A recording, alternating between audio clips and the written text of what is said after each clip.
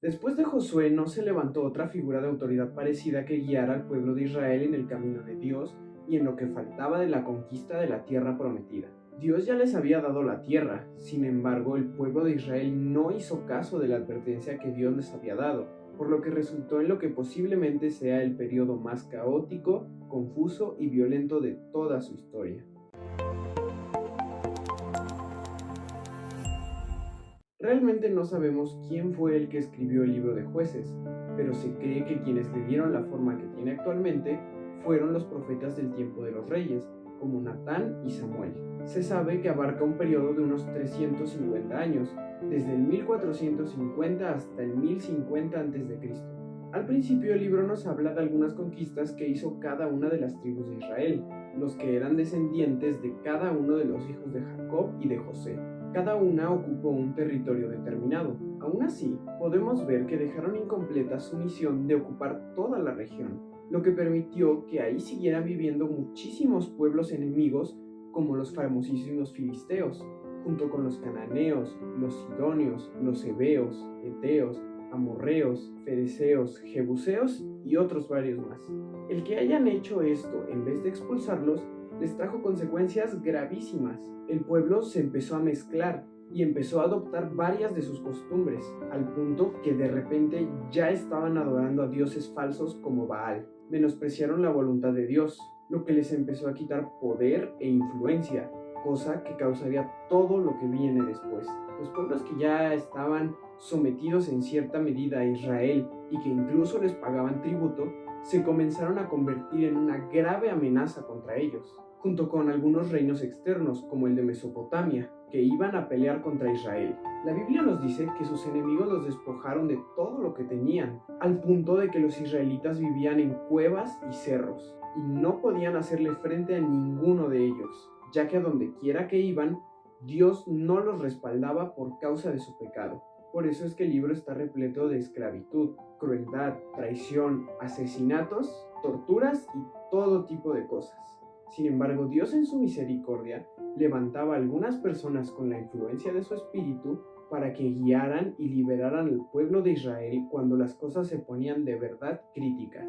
Y su pueblo se acordaba de él y le clamaban por socorro. Estas personas son llamadas jueces, pero cuando el juez que estaba guiando al pueblo de Israel moría, el pueblo se corrompía más y más y hacía mucho más daño que sus antepasados, por lo que les volvía a ir muy mal, y todo esto se repetía cada vez que un juez moría. La Biblia nos registra un total de 14 jueces que guiaron al pueblo de Israel. Entre ellos se encuentra Gedeón, un simple joven que expulsó a los enemigos con un ejército de tan solo 300 hombres, y Débora, una mujer que fue muy valiente en un momento en el que todos los demás estaban acobardados.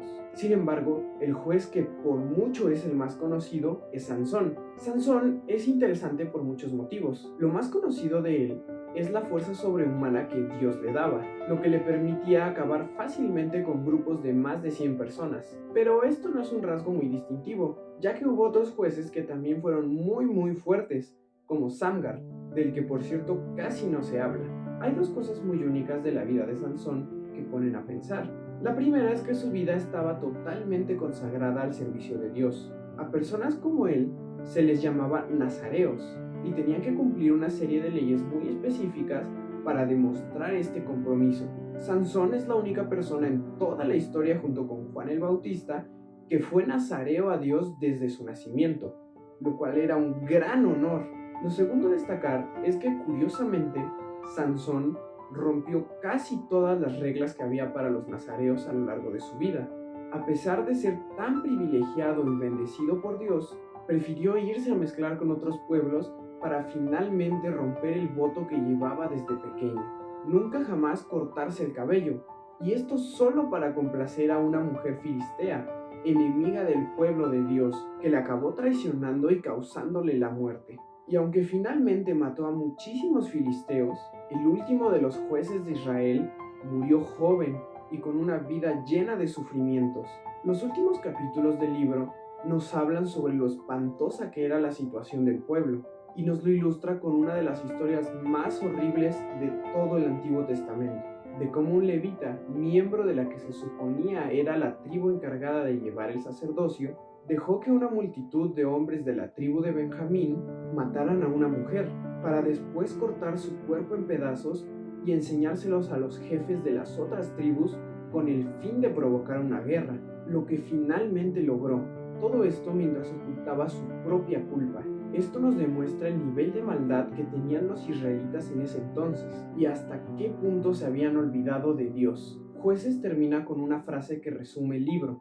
Cada quien hacía lo que bien le parecía, sin leyes, sin orden y sin moral. Así es como vivían los israelitas en ese tiempo, y todo por no tener bien en claro quién era su verdadero rey y su señor, el que les había sacado de Egipto. En vez de confiar en él, pusieron su mirada en los hombres. Hoy en día vivimos una situación que tiene cosas en común con el tiempo de los jueces. Cada quien pone su confianza en lo que quiere, en sus logros, sus deseos, sus amigos o familiares, líderes políticos, personas famosas, en quien sea o en lo que sea. Esto ha llevado a algunas personas a cometer actos muy malvados que solo llevan al sufrimiento.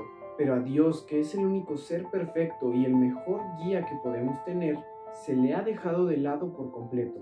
Aún así, todos tenemos la oportunidad de conocerle, acercarnos a él y dejar que guíe y arregle las cosas en nuestra vida. Así como en los jueces, Dios te puede levantar en medio de un mundo perdido, para que salgas victorioso y además prediques con tu ejemplo a cualquiera que te vea. Para esto, Dios solo nos pide nuestra obediencia y nos da la promesa de que estará con nosotros siempre.